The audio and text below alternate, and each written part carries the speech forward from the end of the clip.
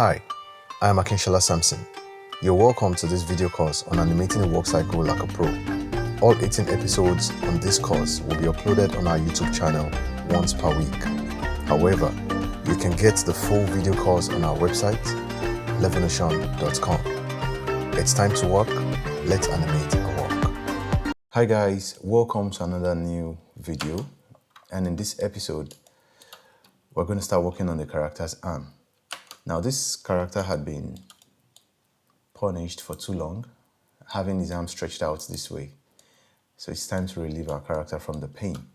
And to do this, first of all, I want to go to the front view and rotate the y-axis down. Well, let's go back to frame 1. Rotate the y-axis down. I think this is a nice spot. Set a keyframe there and go to the side view and rotate the x-axis forward. I think this is a good spot. All right. Now I want this same value for frame 25. Set a keyframe. Now I'm going to go to frame 13 and I need the value of my rotate x. So copy that and go to frame 13. Rotate x, paste that, and make this a negative value. Set a keyframe. So now you have this. Okay. So now, anytime you have the character's right foot forward, the character's left foot, the left arm should be forward as well. And when you have the opposite of that, that is the character's right foot backwards, you also want the character's left arm backwards. So that's how it works, okay? Now it's time to mirror this. So I'm just going to use that trick by copying from frame 1. So I'm going to copy from 1 to 13, Ctrl C.